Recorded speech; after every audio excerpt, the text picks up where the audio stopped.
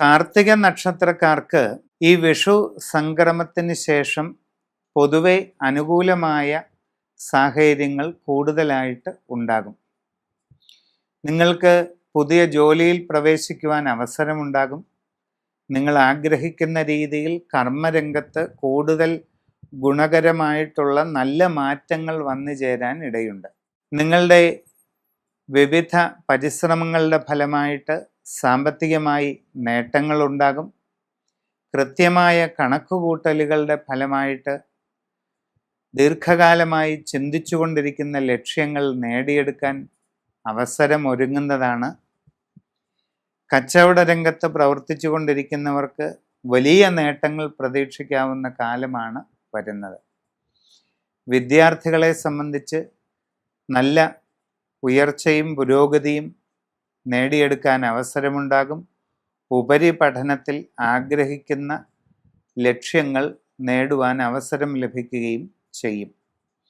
സാമ്പത്തികമായിട്ട് വളരെ അപൂർവമായിട്ടുള്ള നേട്ടങ്ങൾ കൈവരിക്കാവുന്ന കാലഘട്ടമാണ് വരുന്നത്.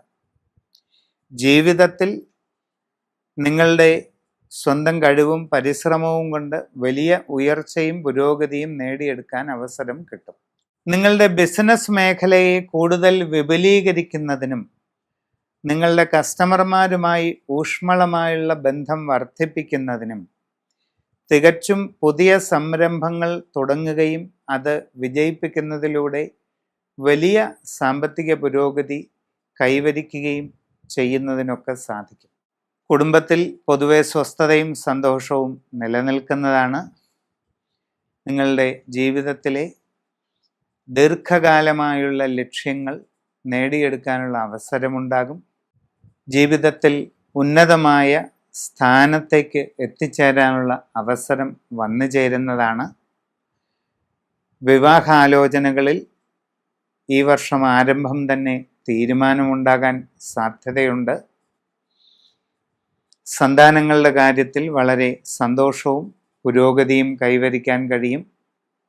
ജീവിതത്തിൽ വളരെ സുപ്രധാനമായ വഴിത്തിരിവിൻ്റെ കാലഘട്ടമാണ് ഈ വിഷു സംക്രമത്തിലൂടെ വരുന്നത്.